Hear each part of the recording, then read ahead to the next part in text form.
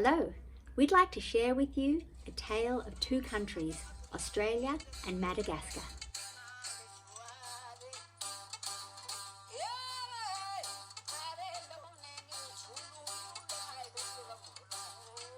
So both countries are islands.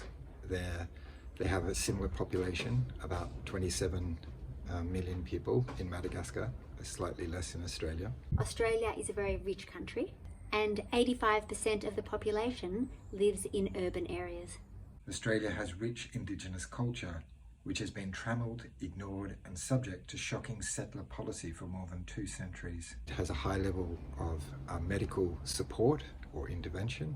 Madagascar is in extreme drought and there is famine as a result. So we've been looking at the Oxford University's COVID-19 data explorer and making some comparisons between how the two countries have been doing. You can see here that Australia's death rate is rising and Madagascar's is just flatlining. We can see here that Madagascar has 960 deaths and Australia considerably more. And if we have a look at the rates of full vaccination, you can see that Australia is edging towards 50% fully vaccinated or 2-shot vaccinated, and Madagascar is less than 1% vaccinated. So same size country, Australia has many more deaths. Australia is a rich country with much more medical support. So what's happening here? Let's look at Madagascar's median age. It's about 20 years old. So it's a young population and a largely rural population where people can provision traditional foods. Perhaps then for the government and health officials it makes sense not to vaccinate in Madagascar and instead develop natural herd immunity, which as we're finding out is superior to the vaccines. Australia's median age by comparison is almost double that of Madagascar's. Australia's diet is largely processed and acidic, and there's high levels of obesity in the country. There are other things that are occurring in Australia that reduce immunity. We know the virus prefers a highly urbanized population that lives and works much of the time indoors. By contrast, with a largely rural population engaging in a more traditional economy, Madagascans live mostly outside with all the health benefits that entails. Their lockdowns and therefore social isolation has been mild compared to Australia, where there's been a crisis of mental health and a steep increase of depression, anxiety and self-harm.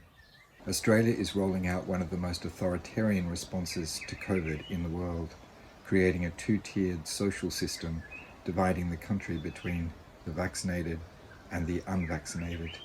Whereas Australia's response to COVID has been reactive and industrial, Madagascar's, by contrast, could be considered preventative and indigenous.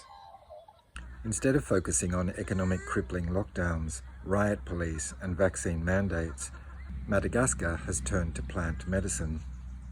The government has distributed to its population a herbal tea made of Artemisia annua, claiming it is a COVID prophylactic. Since April 2020, Madagascans have had this herbal treatment. Let's just go back to some of the data. They have less than 1% of their population vaccinated, very few lockdowns, and yet the country has 30% less deaths than in Australia. In October 2020, the Therapeutic Goods Administration listed a warning about the risks of Artemisia annua for pregnant women, specifically relating to miscarriage. There are dozens of plants around the world that have been traditionally used as an abortive that are in our home gardens, such as pennyroyal and mugwort. This knowledge belongs to a commons. In March 2021, the TGA banned from sale any product that contains Artemisia annua, saying it was not only dangerous to women in pregnancy, but could lead to developmental abnormalities in animals. The timing of this banning is conspicuous. It's harmful for pregnant women to take Nurofen, alcohol, cigarettes, and many other things, but they can all be bought in a supermarket. In February 2021, Pfizer stated that it couldn't vouch for the safety of its COVID vaccine for pregnant women and hasn't updated that advice since. The Australian government's real-world view is that the vaccine is safe.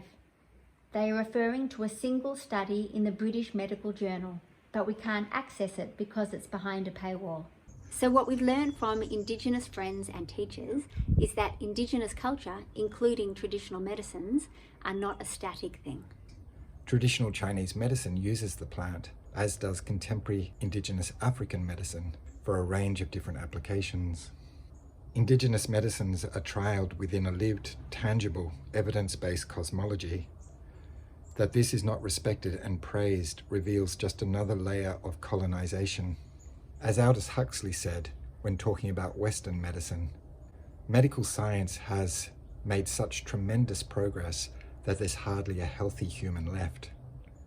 What we have found as a family over the decades is that Indigenous health and Indigenous processes have much to teach us. So, what do you think? What have we missed? Please let us know in the comments below.